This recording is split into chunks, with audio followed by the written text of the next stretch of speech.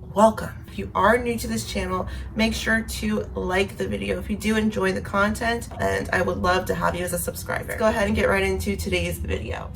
So today what I wanted to go over is my experience as a career woman, basically. You guys have seen previous videos of mine. You've probably seen me at work in that field. I was a keyboard warrior for quite a few years, and I decided to stop.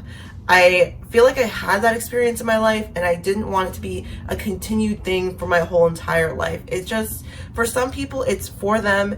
For me, it just wasn't for me. And I felt that in every part of my soul, it wasn't something that resonated with me, that I felt like spiritually, like I was going to be okay doing for the rest of my life. That's my experience in all of this. And I'm going to do my makeup while we talk about it. I knew I was making a compromise the moment I said to myself, I'm just taking my foundation now. You guys have probably seen this, so I'm not going to go over the products I use. I told myself that I'm going to conform in a certain way. I'm going to have like that desk job that looks so classy and refined, and it's what everyone else I know is doing. So I'm just going to do that because it makes a lot of sense to do it, right? It was my first mistake, is not really pursuing anything I had a real passion for. I only did things that I felt like would make sense, that I should do. Really early 20s and late teens, I worked at the mall. I worked pretty much any job that paid my bills. Just stuff I didn't like doing at all. This is totally off topic. I've never had to ask my parents for money. I've never had to go without, and that's all because I knew that from an early age that I wasn't that type of person mentality-wise where my first instinct would be to ask my parents for anything. I've never been a leech, and I've never wanted to be that. Independence is so important to me, and it's just like a pride thing. I could not wake up and look at myself in the mirror if I was asking people for handouts, essentially. If I wasn't able and had the wherewithal to just go out and get it myself. So yeah, anything I could do at the time, I was working just odd and ends jobs to make ends meet. Jobs aren't really cutting it. They're just not, they're not it, you know what I mean? So I obviously was like, okay, let me apply to a bigger Fortune 500 company, something that is big, has a name behind it. I started working there, and at first I really liked it. Really an experience for me because I had never worked for a company that was at that level, right? You got to get your fingerprints taken. You do a full background check. So it's not like any layman person can just get in there and work. You had to almost feel like you were qualifying for it. I'll never be ungrateful for the steps I've taken. And I always say this, every step I've taken up until now has got me to this point, to where I'm so happy and just peaceful. Let's just go ahead and get into the cons of working in that type of environment. I was pretty much empowering a company whose values I did not 100% align and agree with. Certain practices I was doing, especially with customers and clients, which I'm never going to disclose certain things I did at that job because that would be a step too far in my bounds of what I'm allowed to share, even being an ex-employee. But all I can say is certain things that a company may say, may broadcast as their vision, is not always what their employees are implementing behind the scenes. So that's all I'm going to say on that. Opened my eyes as to how these really big corporations do end up working. And what also bothered me when I would ever try to bring something up to management, observations were brushed off, and I was told to just kind of stay within procedure, do things by the book, and do things the way everyone else does it. And that's another thing I want to get into. Repetition and just being kind of in this cookie cutter format. That really bothered me. Something wasn't a very good optimal procedure, for example. We all had to still do it. And if we even rebelled against that procedure and said it wasn't right, a lot of times, 9 out of 10 times, we would be reprimanded and told we were not doing our jobs properly. I essentially like having the reins and control over things that don't make sense to me, things that are going to impact a customer, right? Like, you want to be able to impact these things and change them where you know there's a problem. But when you are a lower cog in a system that really is not built for change, never going to have the opportunity to make those changes. Not only did I not fit in, but I felt really lonely in that company for some reason. Like, I felt like I could not be myself, if that makes sense, in corporate America. If you are seen as someone who does not blend in and doesn't mesh well into like the sea of just kind of bland, you stand out in probably not a good way. People can use that against you. I've seen coworkers who were just being themselves be talked down upon, butt of the joke, even by supervisors. Individuality, I think, is what makes us so unique. But in the office, I find that everyone is, like I said, cookie cutter.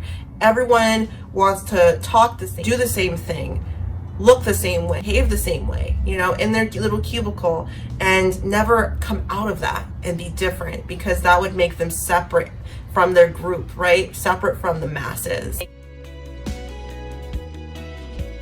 That looks good to me. We're just gonna leave it like that. Like contouring, maybe throw on some mascara and call it a day. Oh, big one. Having to be a kiss ass to get promoted and get up that ladder. Proverbial corporate ladder can definitely be a double-edged sword, meaning that you're going to, at times, have to really be subservient to your higher ups to get those legs up in the company.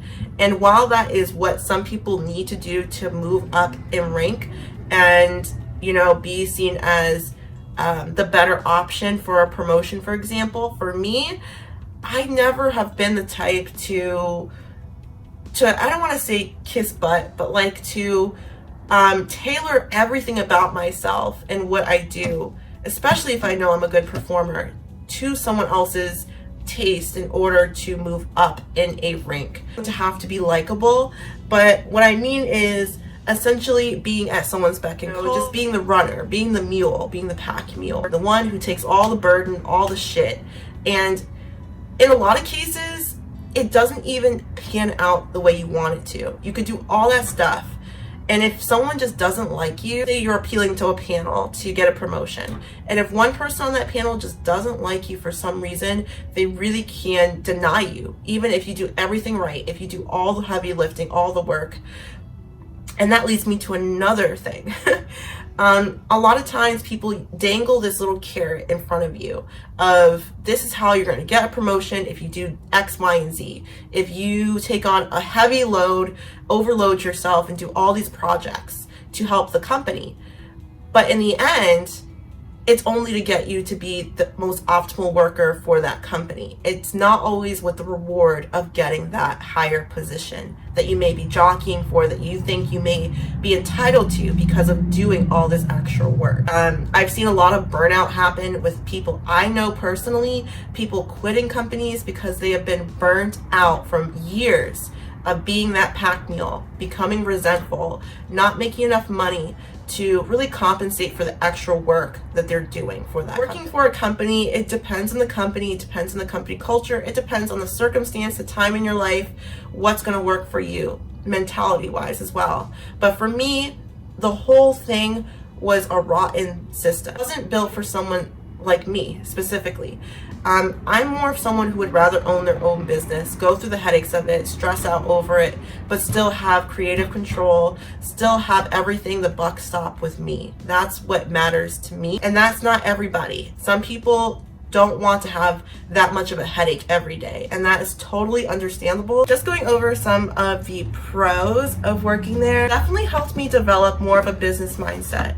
Especially the job I was working, I was in more of like retirement and sales, so I got to know the financial world a lot more than I ever would have known outside of working this job. That's why I say it was such a blessing, and I was so blessed to have worked there for that reason alone.